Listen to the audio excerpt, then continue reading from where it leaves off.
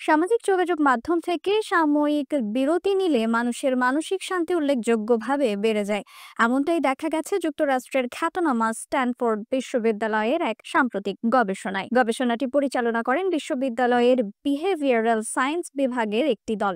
এতে অংশ নেন প্রায় 30,000 স্বেচ্ছাসেবী, যাদের প্রত্যেককে আর্থিক প্রণোদনা দিয়ে অন্তত 1 মাসের জন্য ফেসবুক, ইনস্টাগ্রাম, ইউটিউব ও টিকটকের মতো সামাজিক যোগাযোগ মাধ্যম ব্যবহার থেকে বিরত রাখা হয়।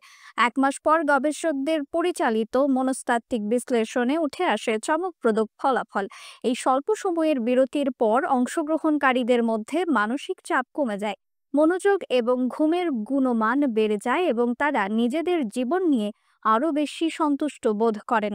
অনেকেই জানান তারা আরও বেশি সময় পরিবার ও প্রকৃতির সঙ্গে কাটাতে সক্ষম হয়েছেন, যা তাদের জীবনের গতি ও মান উন্নয়নে ভূমিকা রেখেছে।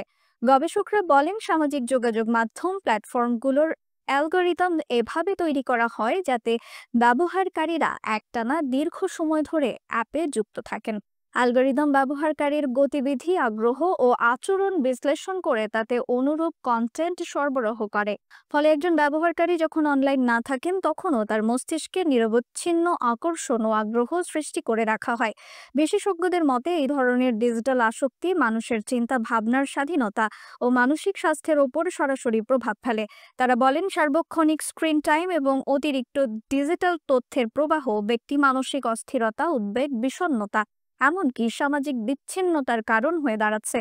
এই গবেষণার আলোকে মনোবিজ্ঞানীরা জোর দিয়ে বলছেন, মানসিক প্রশান্তির জন্য সামাজিক যোগাযোগ মাধ্যম থেকে সময় বিশেষে ডিজিটাল ডিটক্স নেওয়া উচিত। অর্থাৎ মাসে অন্তত একবার হলেও নিজের জন্য নির্দিষ্ট সময়ে সামাজিক যোগাযোগ মাধ্যম থেকে বিরত থেকে প্রকৃতি, পরিবার কিংবা নিজের আত্মবিশ্লেষণের সময় বের করা উচিত। গবেষণার প্রধান গবেষক ডক্টর স্যাম হ্যারি জানান, 1 মাস সামাজিক যোগাযোগ মাধ্যম থেকে বিরত থাকা ব্যক্তিরা শুধু মানসিকভাবে প্রশান্তই হননি, বরং তারা আরও আত্মবিশ্বাসী এবং সৃজনশীল হয়ে উঠেছেন।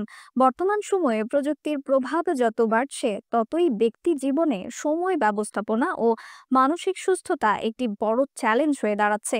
তাই এই গবেষণা ভবিষ্যতে ডিজিটাল হেলথ এবং সামাজিক আচরণ নিয়ে আরও নীতি নির্ধারণে গুরুত্বপূর্ণ ভূমিকা রাখতে পারে বলে মত দিয়েছেন বিশেষজ্ঞরা। রিফাত আর ইসলাম, দ্য পলিটিক্স টুডে।